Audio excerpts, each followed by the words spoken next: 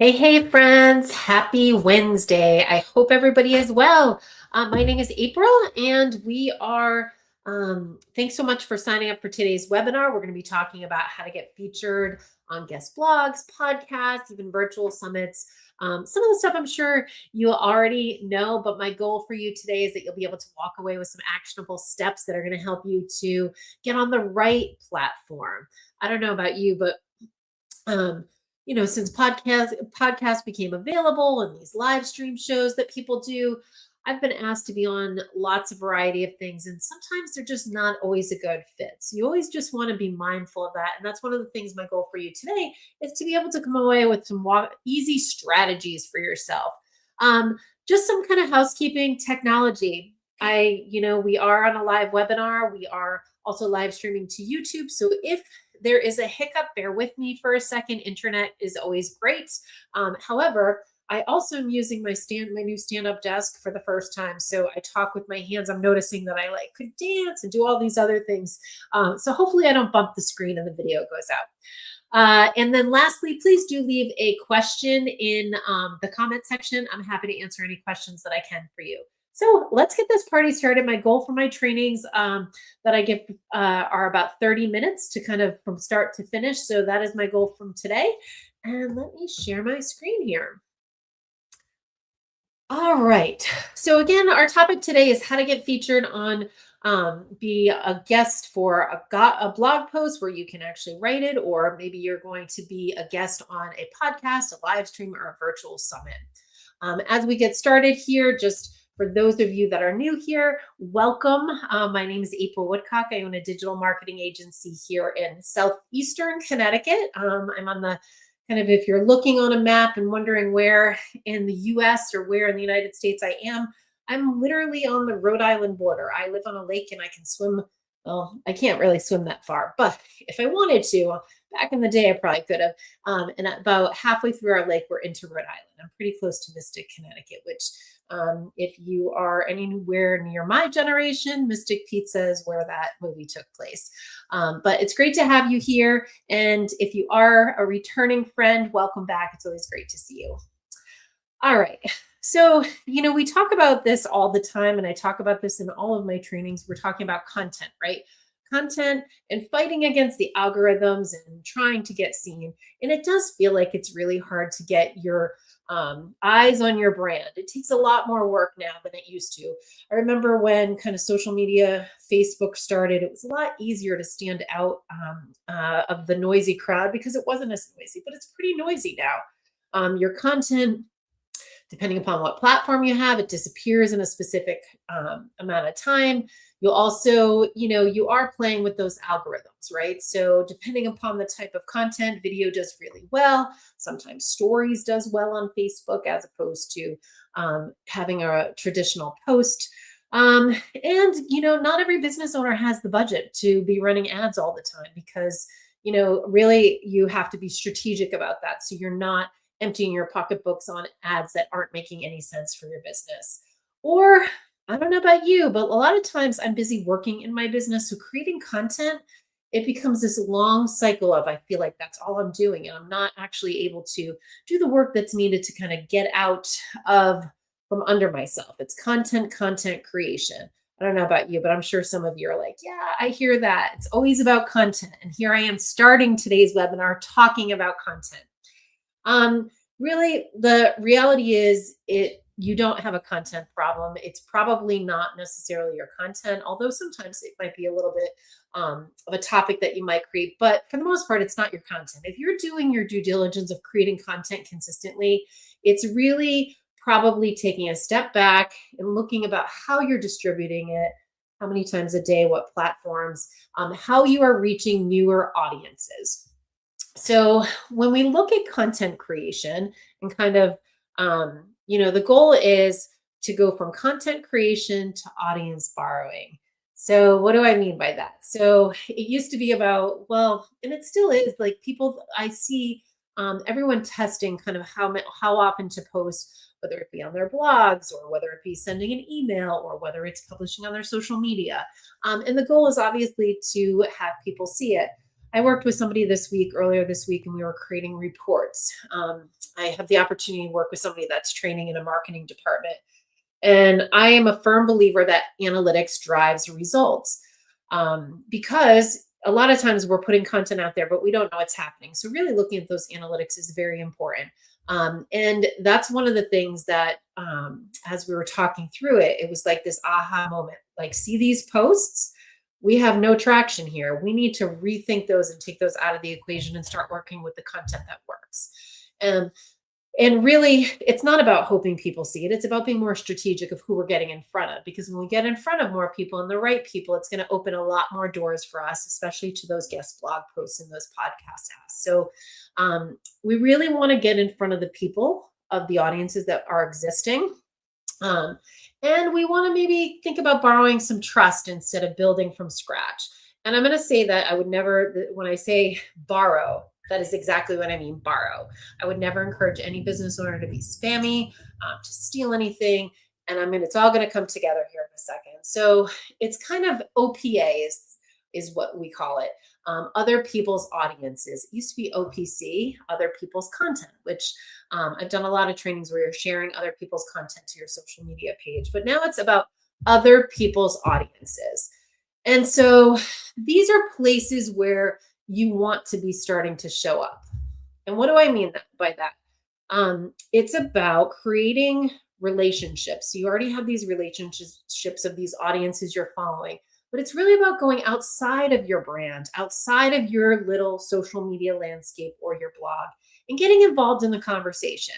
Now, this is not this new concept. It's not a new concept. It's an old concept, but it's actually about doing it now. You have to do it to get the reach and to get that brand recognition, especially in an organic way. So where do you want to be showing up? Look at blog posts. Those are opportunities, podcasts, virtual summits, live interviews, email list swaps, and I'll get deeper in that in a second, and community training. You want to start being in places where you can show up and people can see your brand. When I say about email list swaps, this comes more to the next step of once you've been asked to be part of a blog, guest blog post, or a podcast, because what happens is your email list swap is really about you're sharing content on their email list. So it's you getting in front of their brand. So when you I don't know about any of you that have been trying to book your podcast appearances or guest blog posts, but a lot of times people don't get booked because they're generic. They're kind of these rote sends, right? And that is the challenge with AI these days. I had a conversation earlier today with my friend Steve, and we were talking about, and I talk about it on a lot of my trainings, AI is a valuable tool in my tool chest. I use it all the time. I use it with my students. I adjunct. I use it with my students. I try to train them or teach them or guide them how to use it appropriately. Even my own children.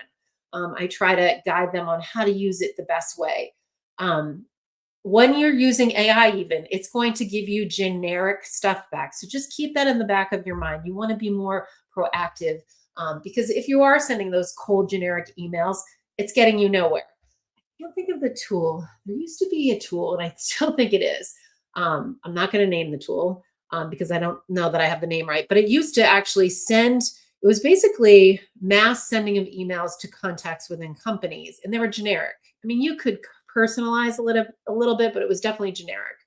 Also, people tend to focus on themselves. Like, hey, I would be a great guest on your podcast because I know this, this, and this, and I'm an expert in this, this, and this. You know what? People don't want to hear about your bragging rights. They want to know about the value you're going to bring to them, right?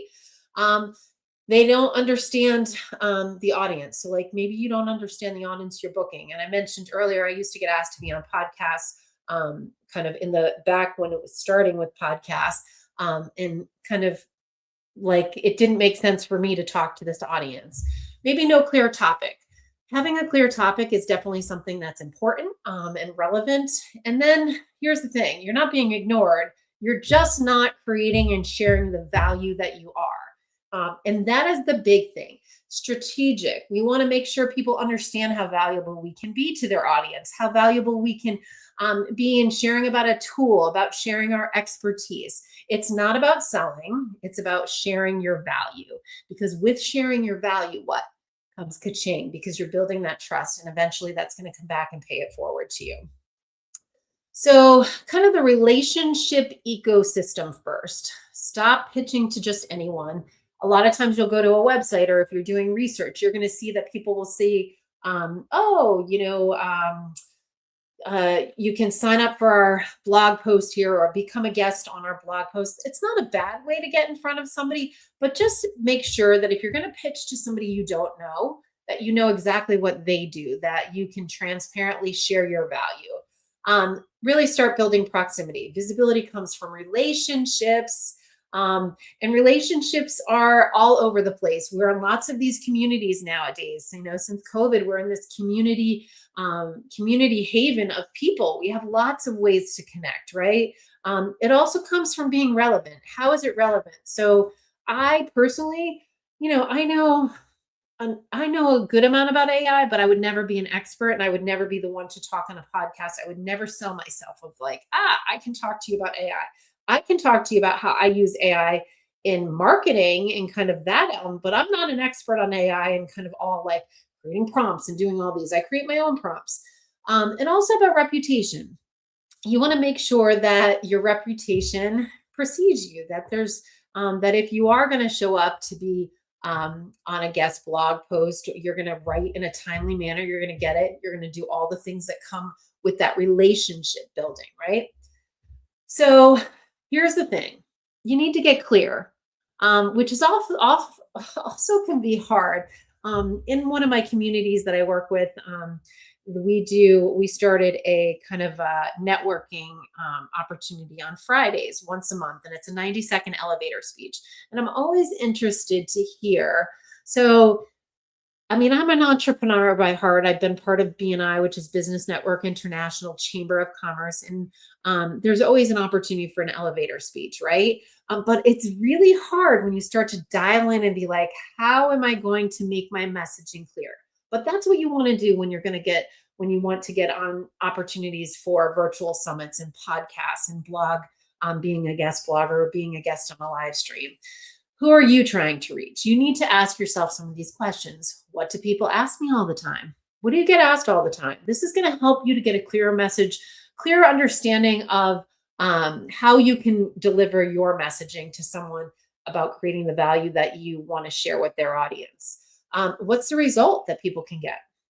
What results do you give to people by sharing your expertise or your product or your service? And what do I teach differently than the competition? So here's the thing. You're not going to be on a guest blog post of your competitor if you're doing exactly the same thing. You're going to look for opportunities that there's partnerships, collaboration, that there's synergy between you. So kind of getting clear on your signature message is going to be key, because that's going to help share the value that you deliver. So kind of turn it into, I help audience blank, so blank audience achieve what kind of results without, and whatever the pain point is. And that's not everyone's favorite word, but it does really, when you are thinking about reaching audiences, reaching new audiences, connecting with current audiences, you do need to understand what they're going through, what's challenging them in the moment, so you can better serve them with your expertise and create the value, and share your value with others. So kind of, I ask you this, take a second, and I would love for you to, and let me see if I can copy this. And I can put it into the chat. I didn't even think of that. Give me 1 second. Give me 1 second. I'm going to copy this into the chat for you guys to kind of do this activity. So let me see if it'll let me post this in the chat. So kind of ask and I should have did that ahead of time, so sorry. Write your positioning. So kind of think about it from this perspective. Who do you help? And help them achieve that? And kind of, how do you solve that pain point? So your goal is to kind of come up with your messaging. And I will tell you, friends, that I do have, as we kind of go along here today, I have some actionable steps that you can take. And I also have because you signed up for the webinar today, I have a resource guide that actually kind of gives you some scripts and stuff to reach out to people. So just take a minute to kind of drop some comments in the chat. And I'm going to kind of slowly move on here because I want to be respectful of your time. But what you want to do is you want to start thinking about 3 to 5 bookable topics that you can start delivering and offering to when you start reaching out beyond your reaching out to get those podcasts, guest blog posts, and those podcast opportunities. Kind of being too vague is not going to get you anywhere. So, marketing tips, that's no fun. Some good things are more intentional, they're more specific. So, like 3 ways to grow your email list without ads. A lot of times, here's the thing, friends, when you are pitching your pitch and creating that value and want to share to get on a podcast, which is going to get you more reach because it's going to get you more reach because they're going to be marketing to their audience as well. You're getting in front of a different audience, a newer audience that doesn't know a lot about you. And it's the first step in building that know, like, and trust. So the more specific that you can give them topics that you can talk about is key. And this always used to be a challenge for me because I've had a great opportunity to be a partner of Constant Contact for a long time, 17 years. And I've done a lot of trainings on their behalf, but they give it to me. They give me the topics, they give me the descriptions. I can massage them. So it speaks to me and what elements that I'm more knowledgeable in, and I can talk to that and I can change them a little bit. But they give it to me. When I've been asked to be like, well, what topic do you want to talk about? I kind of have to go back in like the way back wagon and go, oh gosh, I don't know. I have to come up with something. So by creating these ahead of time, it's going to make it so much easier. Plus, here's the thing, friends, just because you get on, April's podcast today and you're talking about how to turn one piece of content into 10 leads, doesn't mean you can't have that same topic and maybe change the title a little bit and do it on another podcast. So kind of have a nice source of 3 to 5 topics that that you can talk to or you could write to. Now, blog post is a little bit different because you're not going to want to offer the same blog post to everybody. You can have the same topic, but you're going to have to rewrite that blog post. So think about those ideas. You want to make sure they're very specific and dialed in and they're outcome driven. What are the results? Because people like to see results. And all about the audience. So what the audience you're tapping into. So for example, and I go back to kind of the Constant Contact pitches that they give me. They have overviews and then they have niche orientated presentations. So like real estate, I have a whole presentation that if you look at the regular one, it's great, but then they niche it down to real estate. So you want to make sure that when you're creating those bookable topics that you have opportunity to niche down. Let's see, Brian, I help small to mid-sized businesses achieve sales growth without wasting time and money. Great. Carolyn, I help business owners wanting to retire associate with selling their business without regret. Love that. That's great. So now, friends, what you're going to want to do from here is you're going to want to dial it into 3 to 5 topics that you can take from how you solve those problems into bookable events that you can book guest appearances on other people's platforms. And that is going to also help you to get more people seeing your brand that much more. So you also want to build your visibility assets. So just kind of like you have your brand guide, you're going to have your speaking guide, so to speak. And it could be your speaking guide for writing blog posts as well in there. And here's the thing you want to be ready for. Before you pitch anyone, you want to have 2 bios, 2 different versions of a bio. You want a long version of a bio and you want a short version of a bio. Ready to go. You also want your headshot. You want a current headshot that looks like you. That's something that's not 10 years old. And I'm speaking out loud to my friend. We just had this conversation today. I'd encourage you to stay away from AI headshots. Use your own. You are human. You are you. You are personal. You are awesome. Use your headshot. Have a topic list available of things that you can talk about. So those 3 to 5 topics we just talked about. Anything that you did past speaking, if you can talk to, if you were on a panel, even if you spoke to 100 people at a summit, whatever you have that you have experience with, that's great. Now, I know for some of us, we don't have that. We're just starting out, and that's okay too. If you have your own webinars or if you've done your own trainings, those are great things to add. And then also if you have content examples. So we have those bookable titles, add some descriptions to them so people know exactly what they can. And that's not, that's not to say that you are going to update that periodically, because depending, again, if you're writing a blog post, a guest blog post for somebody, you're going to have to make sure that it's new content. But it's also great to put it on a simple landing page or in a Google Doc.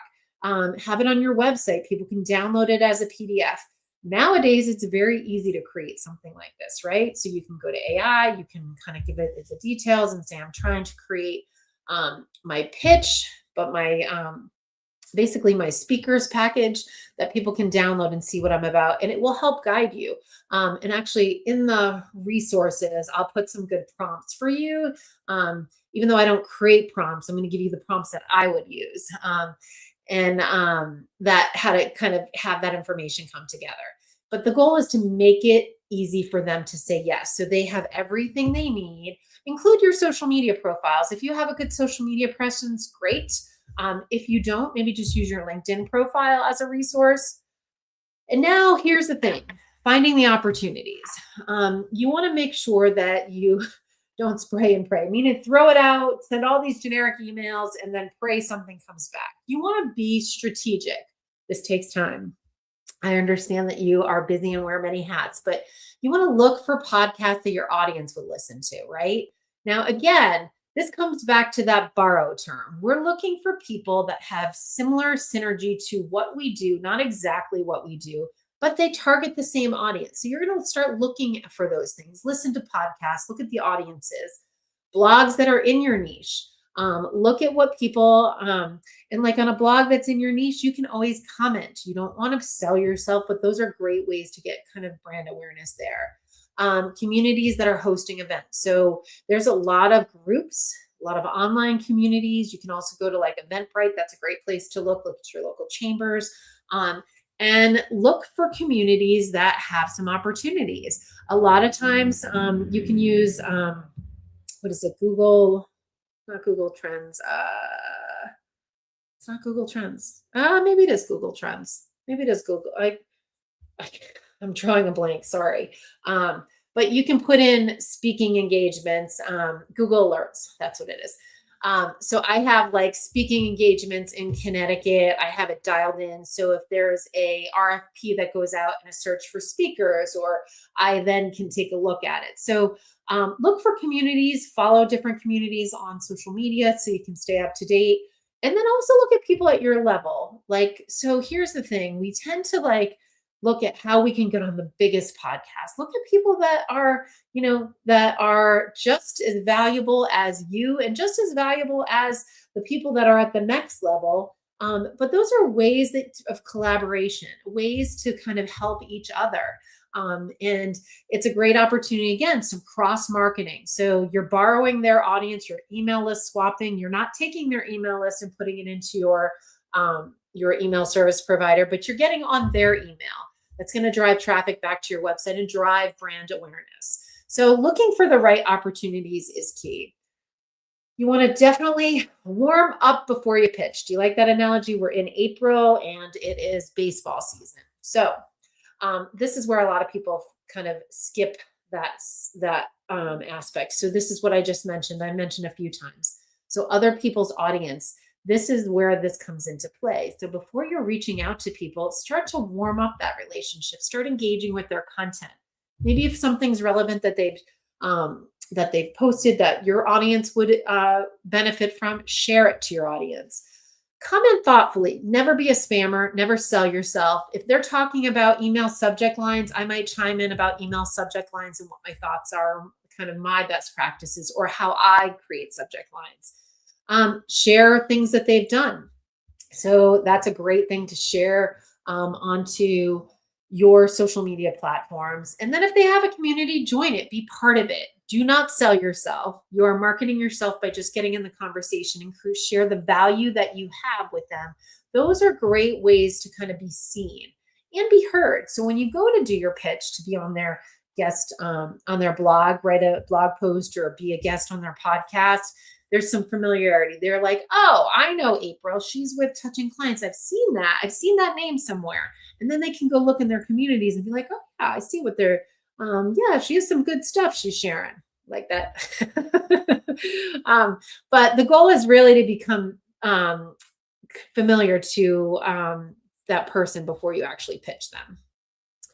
So here is some kind of guiding lights to the right way to reach out to people. You want to be short, you want to be relevant, and I can't stress this one enough. Human, be yourself. You can use AI to help polish some of your things, but do not copy and paste out of AI and put it in an email or put it in your guide. You want to be human, because what makes people attracted to you for your business and how you do things is your knowledge, not AI's knowledge, your knowledge, your personality, and kind of you are the person that they trust. They're going to be the people that they look to. So when you are thinking about reaching out, you want to acknowledge them. You want to know their name. You want to be respectful. You want to also know that you want them to know you understand their audience. So, like if they are podcasts, you've listened to some of their podcasts. You actually can reference an episode that you listened to that you enjoyed with a key point and what was your takeaway. Offer a specific topic that's relevant. Say, I listened to your podcast on email marketing subject lines, and I actually, what I really liked was you mentioned that 4 to 7 words is kind of the max in a subject line. I am often challenged with that. And then say, you know what, though, I write a lot. I do a lot of automations. I do a lot of automated emails, and I'd love to just have a conversation with you. But the goal is to make it easy for them to say yes, that there's synergy, that they're in their mind, they're like, oh yeah, my audience would totally benefit from this. I want to have a conversation. Let's move it to the next step. So here's an example. Hi, my name is, I've been following your podcast or your blog and really loved your recent episode on email marketing subject lines. I work with small business owners, or I work with chiropractors, or I work with healthcare professionals, and thought a session on marketing automation could really support your audience, especially around creating automations in under 30 minutes.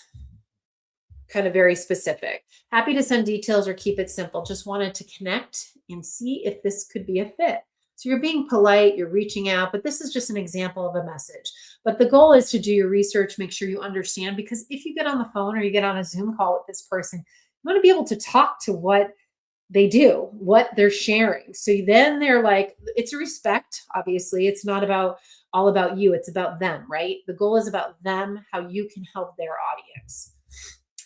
So once you get that first guest appearance, that first guest appearance where you're on a podcast, maybe a live stream, you're writing that guest blog post, leverage the heck out of it, friends. Use that to repurpose content, because that's a great opportunity to just show the experience that you've done this before. So for your next pitch that you're going to look for.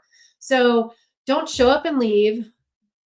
Turn that into emailing your list. Let them know about the podcast. This is also cross marketing for whoever your guest blog post is. It's driving traffic to their website. It's driving traffic to their podcast.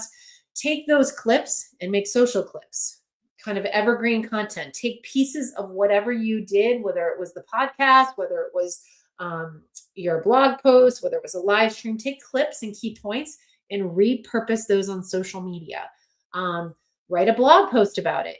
That's a great way. So you can't take the guest blog post that you wrote, because Google doesn't like that and all that good stuff, but you can talk about how it was, your experience of writing this guest blog post, and then you can backlink it back to the blog post, which they love that, because that's great for SEO.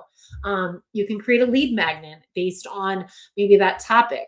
And then you can also have a follow-up offer that goes out. Typically, you're not going to necessarily bring an offer to the podcast or anything like that unless they tell you can make an offer. So you need to what you might want to ask, and I would always encourage you to ask, even kind of, we're talking about leveraging the opportunity after, but like when you are a guest on a podcast, is it okay to drop a link to this guide, something where it's free, that doesn't compete with whoever's podcast you're on? A lot of times they're going to drop your website link anyway. So do you just want to make sure whatever link you drop, A, works, you've tested it, and B, it has the information that's relevant and updated. So, but one opportunity of podcast guest or guest blog post can turn into 10 pieces of content, if not more, and you can repurpose that. So leverage that opportunity. And really, friends, it's about the long game. Things take time. And I know content takes time, these things take time, but your goal is to build your visibility flywheel. You want to get featured on a blog post, a podcast. You want to start building that credibility. Because the other thing, too, friends, is not necessarily, it might not have your URL on there, but if it has your name and your business brand on there, that starts to come up in searches when people are looking for specific things. It also opens the door to many more invitations. And a lot of times when podcasters have a good following, they're talking to other podcasters, they might be like, hey, you should call Carolyn. She's great to put on your podcast for this type of interview. It also helps you to grow faster with less effort. It's still going to take effort, friends, but it definitely helps you to grow faster. And it compounds and pays it forward over time. So stop creating more content and just start thinking about how you're showing up to audiences. You don't need more posts, more platforms. Again, we kind of started with this, but you need to position yourself better. You need to position your authority, not your authority, your value, your expertise by getting involved in the conversations outside of your own social media, outside of your blog posts. And it's really about being strategic. Kind of pick places where you think that you can benefit as a business owner to get your brand recognized, to then when you want to make the pitch to somebody, that makes it a lot easier. This goes true for like if you wanted to do trainings for a chamber, an organization, the same thing holds true. This isn't just about blog posts or virtual summits. This is a way for you to kind of get that visibility, but you got to be strategic about it and just share your expertise. And it's also going to help build relationships. So keep that in mind. So what's your first move? I'm a minute over and I'm trying to wrap up, friends, because I said 30 minutes. So what's your first move? You want to define that positioning. You really want to think about kind of specifically about what you can offer, those 3 topics. So those 3 to 5 bookable topics with descriptions. And then the other part is make sure that you kind of have your pitch, your warmed up positioning before you actually go for the ask. And then I challenge you to reach out to 3 different people, whether it be podcast people, after you've kind of done your warming up, right?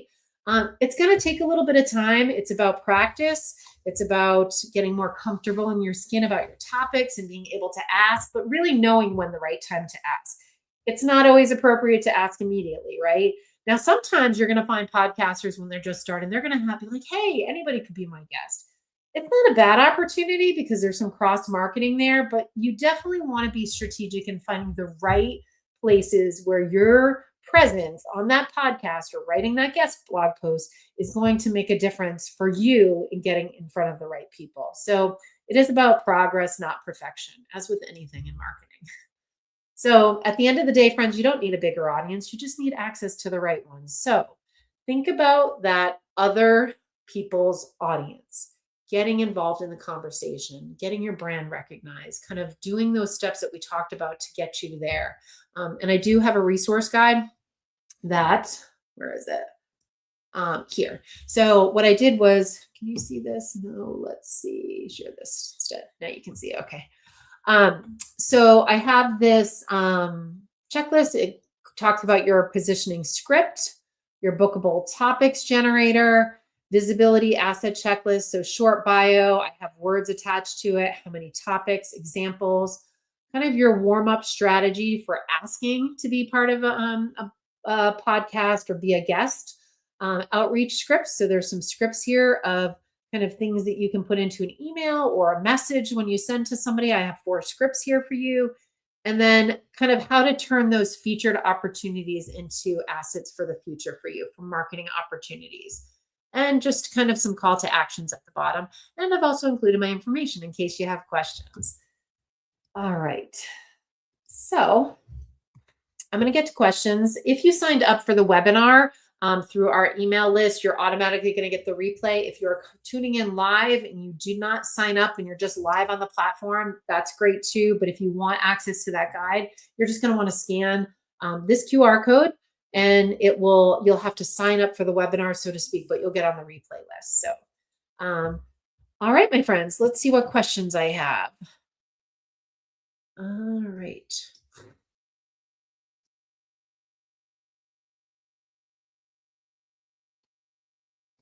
All right, Carolyn. So is it helpful to have a page at my website to indicate I'm available for podcasts? I think so. I think it's always a great opportunity to have a page. Now, obviously, depend upon how many pages you have on your website, but yeah, like guest speaking opportunities.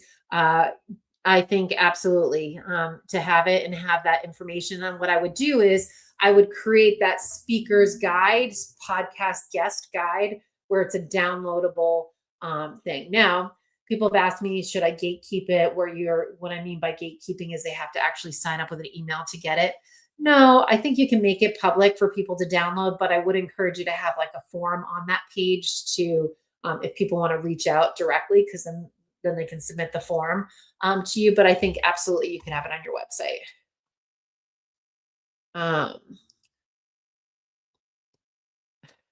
Damn, April, these are all aligned with the marketing ideas I present to my clients. Why the heck haven't I thought of this? I'm sorry if it's a repeatable process, Brian. So um, I'm glad that we're on the same page. So thanks for so much for coming today. All right. All right, my friends. I appreciate your time today. It was great to see you. If there's anything that I can do for you, you are welcome to drop me an email at awoodcock@touchingclients.com. It was great to see you, and I appreciate all of your time today. And I will look forward. We're back in 2 weeks. Let me see what topic we are. I don't know off the top of my head. 2 weeks is May. Let's see. May 13th. Actually, we're going to be talking about email mastery, writing subject lines that demand open rates. So I would appreciate, yeah, you're welcome to come. I also have a constant contact webinar. If you are on my email list, you'll get access to that, and those are all free. So thanks so much for stopping by today. And I appreciate your time and your energy. Thanks so much. Have a great day, friends.